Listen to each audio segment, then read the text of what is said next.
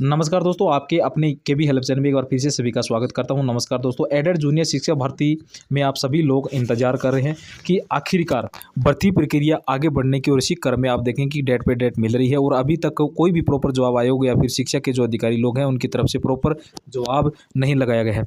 आखिर क्या कुछ भर्ती में चल रहा है, कुछ भी चीज़ें वो लोग क्लियर नहीं कर रहे हैं, डेट पे डेट लग रही है और नेक्स्ट जो डेट है आपको मिली हुई है 17 फरवरी को अगली सुनाई होने वाली है आपकी भर्ती में। और उम्मीद सभी लोग कर रहे हैं कि इससे पहले बड़ी करते हैं कि सब कुछ सही और जल्द से जल्द जो भर्ती प्रक्रिया शुरू हो जाए। अब देखना यह होता है कि आगे क्या कुछ यहाँ पर जवाब लगाते हैं यह लोग, क्योंकि इन लोगों को 10 दिन का टाइम दिया गया है।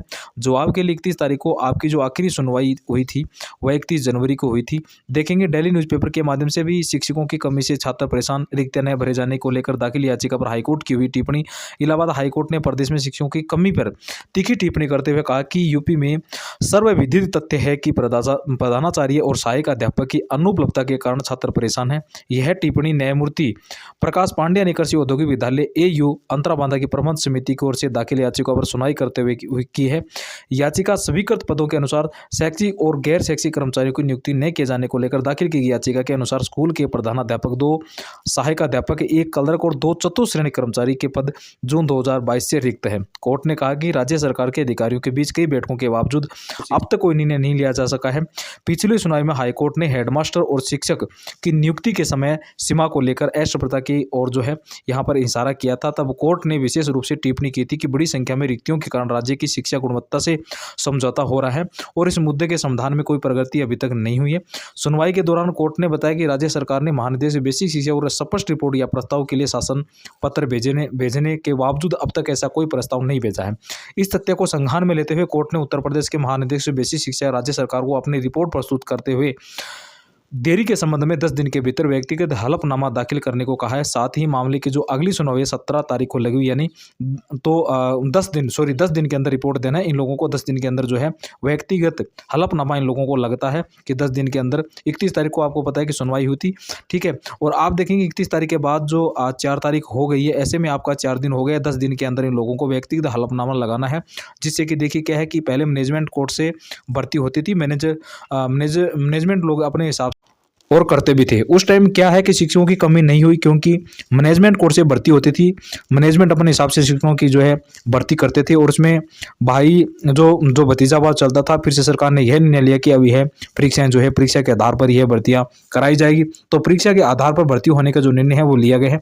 अचानक से विज्ञापन जारी हुआ, सीट की संख्या भी कोई जानकारी नहीं। आप देखेंगे केवल शिक्षक और प्रधानाध्यापक नहीं बल्कि क्लर्क जो भी है यहाँ पर साथ ही साथ चतुर्थ श्रेणी के कर्मचारी होते हुए भी उनको काफी जो पद है रिक्त है। ऐसा नहीं है, लेकिन अब ये लोग क्यों नहीं जारी कर रहे हैं विज्ञापन, क्यों नहीं?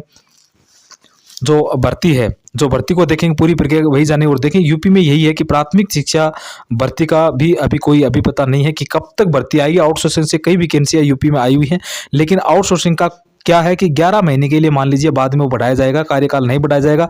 ये उनको जो समय है वो बढ़ाया जाएगा नहीं बढ़ाया जाएगा, ये कन्फर्म अभी तक नहीं हो पा रहा है। आउटसोर्सिंग के माध्यम से तमाम वैकेंसियां आ रही है, लेकिन जो परमानेंट वैकेंसी हो की बात करें तो यूपी में जो हाल है फिलहाल बहुत ही संभव है।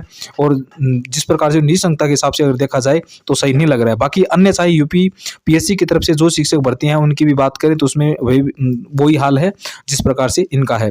अभी तक एग्जाम कैलेंडर तो जारी हुआ, लेकिन शिक्षक भर्ती का जिक्र नहीं है उसमें एग्जाम जो, क्योंकि विज्ञापन नहीं आया।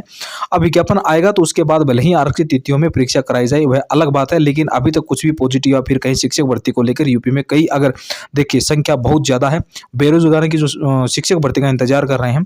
तो यहाँ पर देखिए एडेड जूनियर शिक्षक भर्ती में हो सकता है आपको जल्द ही अच्छी खबर मिले। बाकी उम्मीदवार बार अभ्यर्थी लगाते हैं लेकिन निराशा हाथ लगती है, तो उम्मीद करते हैं कि इस बार निराशा हाथ नहीं लगेगी और 10 दिन के अंदर ये लोग व्यक्तिगत हलफनामा जमा करा दे, जिससे कि आगे का जो प्रोसेस है वो जल्द से जल्द आगे बढ़े।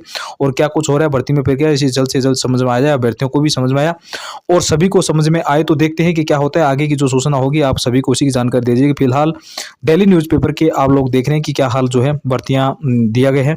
तो आगे की सूचना के लिए जुड़े रहे हमारे वीडियो में लास्ट तक बने रहने के लिए आप सभी का बहुत बहुत धन्यवाद। राम राम।